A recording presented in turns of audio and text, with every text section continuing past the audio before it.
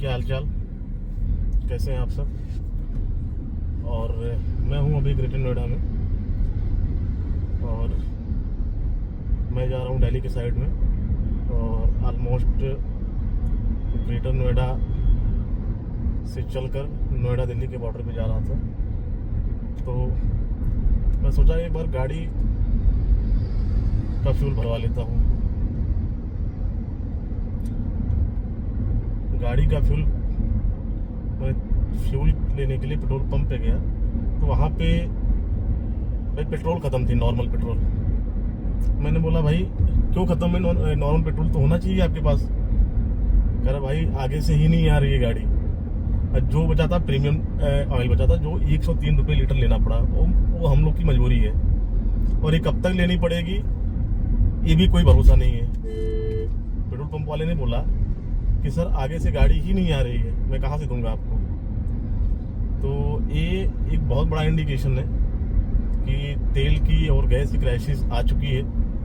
वही बोले या ना बोले, किसी की बातों में नहीं आना है, अपना व्यवस्थित तरीकों से काम चलाएं और बहुत सारी दिक्कतों का सामना करना पड़ सकता है अगर हालात सही नहीं हुए तो।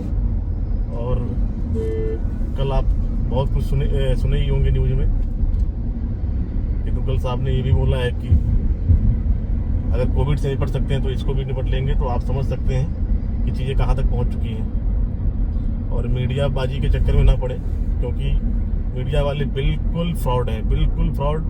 1% सच नहीं दिखा रहे। ये गाड़ियाँ आ रही हैं, वहाँ से गाड़ियाँ आ रही हैं, यहाँ से छोड़ी जा रही हैं, ऐसा कुछ नहीं है दोस्तों। जो चीज़ें वो फैक्ट हैं, कुछ नहीं आ रही हैं। जो भी आ भी रही हैं तो आपके पास मुश्किल से इतनी आबादी है कि 1 से 2 दिन ही चल पाएगा आपकी। अगर दो भी वहाँ से 2 सिब्बी अगर कंटेनर में वहाँ से छोड़ी जा रही हैं ईरान से, तो भी आपका 2 से 3 दिन से ज़्यादा नहीं चलने वाला।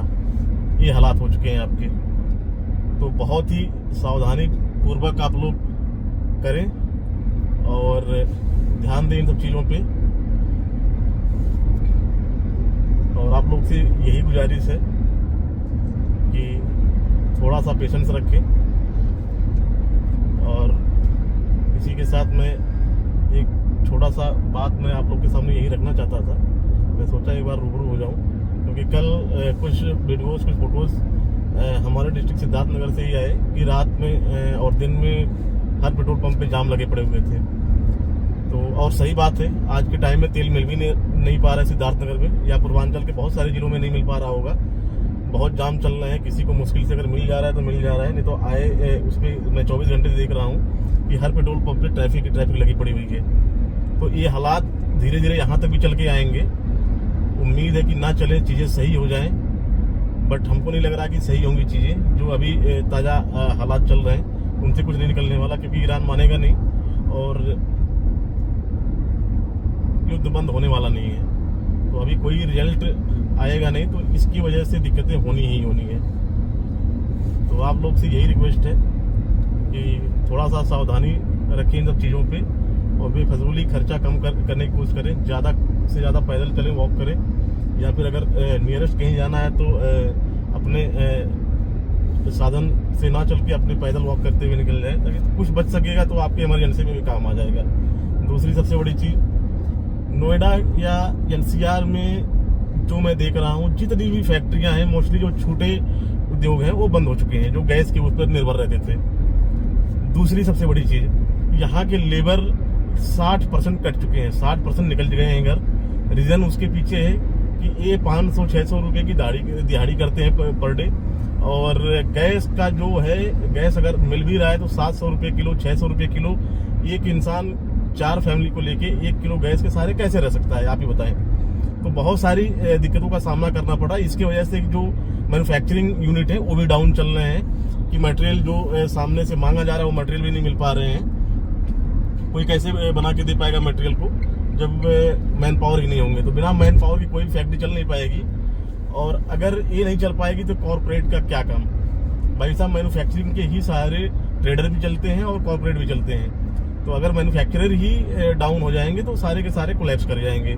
और वो चीज़ें ऑलमोस्ट आ गई हैं। सारे रेट बढ़ चुके हैं, मैं पैकेजिंग इंडस्ट्री में वर्किंग हूँ, तो पेपर का जो रॉ मटेरियल आता है ये सारे के सारे 4 रुपये 5 रुपये पर केजी इंक्रीज हो गए हैं, और भी जितने रॉ मटेरियल आते हैं सारे के सारे इंक्रीज हो गए हैं। तो इन सबका सीधा इम्पैक्ट पड़ेगा आम आदमी के ऊपर, आम जनता के ऊपर जाने वाला है, क्योंकि मैन्युफैक्चरिंग यूनिट से अगर प्राइस बढ़ रहा है तो कहीं ना कहीं वो प्रोडक्ट में प्राइस बढ़ाएंगे हर चीज़ों के पीछे। तो भैया बहुत सोच समझ के करें, बहुत चीज़ें खराब चल रही हैं, तो आप लोग से यही रिक्वेस्ट है कि बहुत ही सावधानी पूर्वक अपना कार्य करें। और कुछ नहीं कर सकते भाई, आम आदमी कुछ नहीं कर सकता, क्योंकि देश को चलाने के लिए बड़े बड़े उद्योगपति बैठे हुए हैं, वो जो डिसीजन ले लिए हैं उस डिसीजन पे ये कंट्री चलती है, तो हम और आप चाह के भी कुछ नहीं कर पाएंगे। तो हम इसीलिए बार बार यही कर रहे हैं कि सावधानी पूर्वक और जितना कम खर्चे में कर सकते हैं और करें, और पैसे बचा के रखें, क्योंकि इमरजेंसी में पैसे ही काम में आएंगे दोस्तों, और कोई काम में नहीं आने वाला। आप कोविड देख ही चुके हैं, करोड़ों लोग मारे गए और मीडिया वाले कुछ नहीं दिखाएंगे, ये सिर्फ और सिर्फ भाई तारीफ ही करेंगे। किसकी तारीफ करेंगे आपको पता है, वो कहने की जरूरत नहीं है, ना तो मैं कह सकता हूँ इस चीज़ों को।